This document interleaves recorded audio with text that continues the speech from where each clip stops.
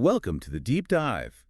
We're diving into the world of tellurium today. Hmm. Tellurium, it's an element, and well, we've got some scientific papers and encyclopedia entries here. And honestly, I had no idea that this stuff was so interesting. It really is. I mean, just think about this. It's rarer than platinum here on Earth, but way more common in the rest of the universe. Wait, what? That doesn't make sense. Why would it be so rare here but abundant everywhere else? Well, picture this. Billions of years ago, Earth's still forming. And tellurium, well, it's reacting with hydrogen, forming this volatile hydride. And that's basically tellurium in gas form, you see. So it's like I don't know, like a cosmic fart. Haha, not exactly a fart, but yeah, kind of. Bro. This gaseous tellurium, it could easily just escape out into space, leaving very little behind on Earth. So Earth was just bad at holding on to its tellurium. It's like having a leaky bucket. But if it's so rare, how did anyone even find it in the first place? Oh, that's a great question. This is where the story gets pretty interesting. Our story starts in 1782 in Transylvania, the land of Dracula. Oh, spooky. Sounds like the perfect place to find a new element, right? Yeah. This Austrian mineralogist, Franz Joseph Miller von Reichenstein, he was studying gold ore and found something really strange. He spent 3 years analyzing it. 3 years. 3 years. Wow. I can't even keep up a gym membership for that long. Right. He was super dedicated. He found that when heated, it released this white smoke with a radish-like odor. And if you diluted it with sulfuric acid, black precipitate. Talk about dedication. But, even after all that work, von Reichenstein's findings didn't exactly make headlines right away. Right. It took until 1798 for another scientist, Martin Heinrich Klaproth, to officially isolate tellurium and give it its name. He called it tellurium after the Latin word tellus, meaning earth, which, now that we know how much escaped into space, is kind of ironic, isn't it? Talk about a delayed claim to fame. Poor von Reichenstein. So, okay, we have this rare element, a cool backstory, but what does it actually look like? Well, tellurium, it's got a bit of an identity crisis when it comes to appearance. It's got two forms, crystalline and amorphous. Crystalline, it's silvery white, kind of what you'd expect a typical metal to look like. But amorphous, it's this black-brown powder. So it can be all fancy and shiny or comfy in its powder form. Sounds fashionable and practical. I like it. But I read that tellurium isn't just about looks. It's the properties that get really interesting, right? Absolutely. Tellurium is what we call a semiconductor. It's kind of in between a true conductor like copper and an insulator like rubber. But get this, tellurium's conductivity, it can change based on how its atoms are aligned. And it gets even cooler. Expose it to light, it becomes more conductive. It's called photoconductivity. Hold on. You're telling me this element can change how well it conducts electricity just by rearranging its atoms? That's mind-blowing. What does that even mean for, practical applications? Well, it means tellurium has the potential to be really useful in electronics, particularly in things like solar panels. But before we get into that, I got to tell you this story. It's the 1890s, the Australian gold rush. Miners in Kalgoorlie, they were so focused on finding pure gold that they were actually using a gold telluride mineral called calaverite as filler material. Wait a minute. You're telling me they were paving roads with gold? You got it. They didn't even realize it at first. I can only imagine their faces when they discovered they'd been walking on a gold mine all that time. Wow, that's got to be one of the most expensive paving jobs in history. But it makes you wonder, if tellurium is often found with gold, is that where we get most of it from?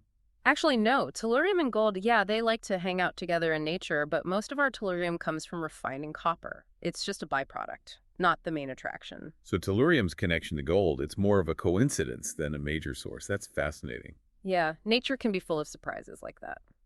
Speaking of unexpected pairings, did you know tellurium can give you some seriously bad breath? Wait, what? Tellurium breath. Now I got to hear this. Okay, so when tellurium gets into your body, it turns into dimethyl telluride. And let me tell you, this stuff has a potent garlic-like odor. Even just a tiny bit of exposure, you'll be smelling it for hours, maybe even days. So if you walk into a room and it smells like garlic, it might not be from lunch. It could be a tellurium chemist. Exactly. It's a funny quirk of working with this element. It's a good reminder, too, that while tellurium is fascinating, it can be toxic in large amounts. Good to know. I think I'll stick with garlic bread for my garlic fix. So let's move on to something a little more practical. How is this rare garlic-scented element actually used in technology today? Well, remember how we were talking about tellurium being a semiconductor and its sensitivity to light? That makes it super valuable for solar panels. Okay, so solar panels. We see them everywhere these days. How does tellurium fit into all of this? Well, there's this specific type of solar panel called a CDT solar panel, stands for cadmium telluride, and they're becoming a pretty big deal in the renewable energy world. They're known for being very efficient at converting sunlight into electricity, plus they're cost effective. So tellurium is actually helping us, go green. That's pretty awesome. Yeah, it is, and it doesn't stop there. Tellurium also has a big role to play in other types of semiconductors. We've got these things called compound semiconductors. They're kind of like the power couples of the semiconductor world. You take two or more elements, combine them, and you get enhanced electrical properties. Power couples, huh? I'm intrigued. Tell me more. Well, we've already met one, cadmium and tellurium, to create cadmium telluride for those solar panels. But tellurium can also pair up with other elements, like mercury, for example. You get mercury cadmium telluride, and this stuff is amazing for infrared detectors. Infrared detectors. Right. Like the ones they use in night vision goggles. Exactly. Those and a whole lot more.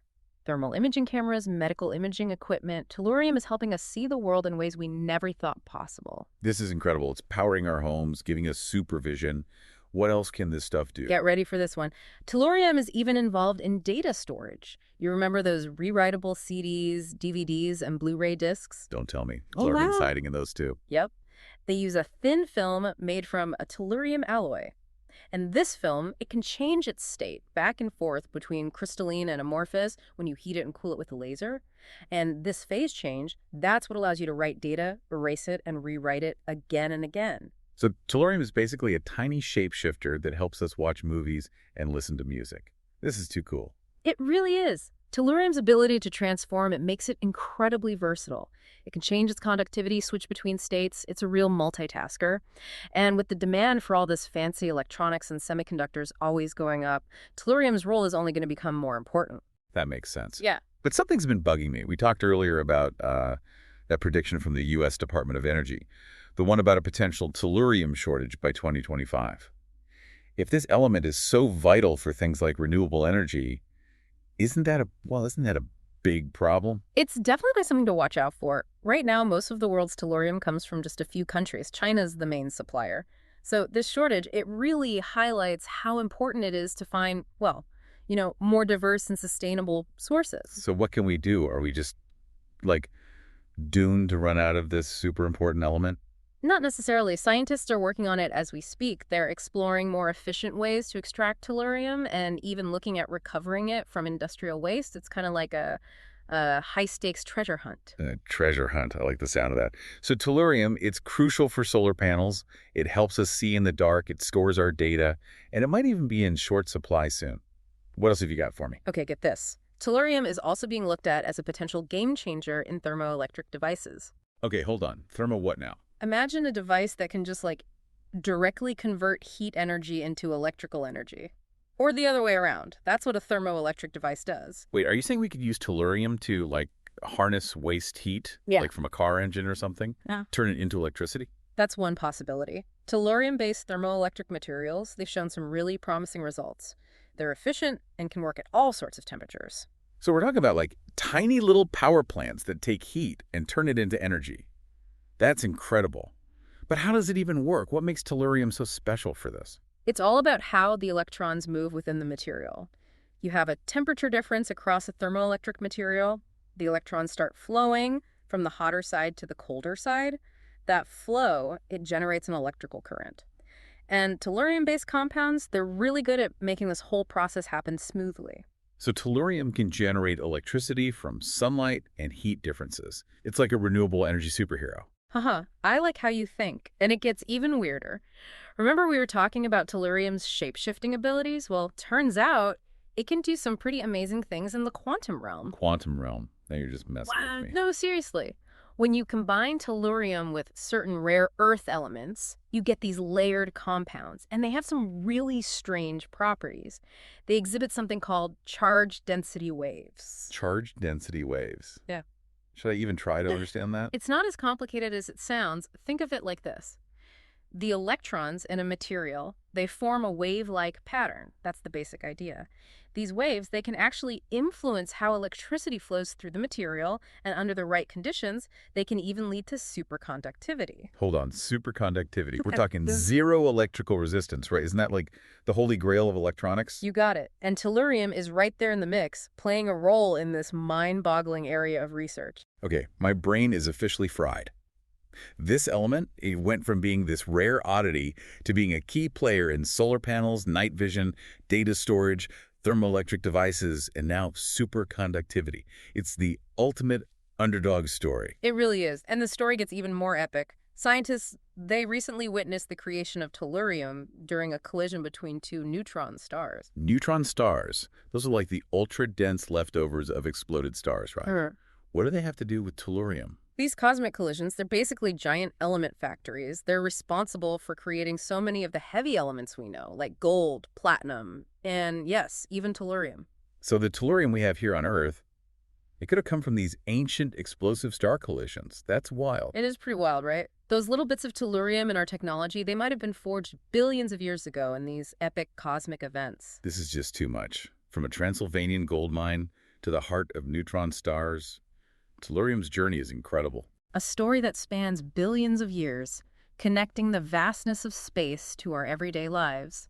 And the coolest part, we're still uncovering new chapters. Okay, I need a minute to process all this. Tellurium, it's way more than just a rare, smelly element. It's a cosmic traveler, a shape-shifting superhero, and maybe, just maybe, it holds the key to a more sustainable future. I couldn't have said it better myself. This deep dive into tellurium has been, well, it's been a wild ride. It's amazing to think that, an element that came from exploding stars is now a part of our everyday lives. It really shows you how connected everything in the universe is. I mean, from the vastness of space to our smartphones, it's all linked in ways we're only just starting to understand. We've talked about a lot today. Tellurium's quirky history, its unique properties, all those mind-blowing applications. But I still have this one question. Remember that abundance paradox we talked about and how it's so rare here on Earth but so common out in the universe? Ah, yes. The cosmic game of hide and seek that Earth didn't win. Exactly. But we also learned that tellurium can be created in those massive neutron star collisions, the ones that blast those heavy elements out into space. And if tellurium really is more abundant in the universe than it is here on Earth, well, it makes you wonder. Could those neutron star mergers be the main source of tellurium? Maybe what we have here is just a tiny fraction of what's actually out there, scattered across the universe. No, that's a fascinating thought. It changes how we think about where elements come from and how they're spread out. It makes you think, maybe someday we'll be able to mine tellurium from asteroids or something. Wow. Imagine that. Harvesting this element from the stars? That's incredible.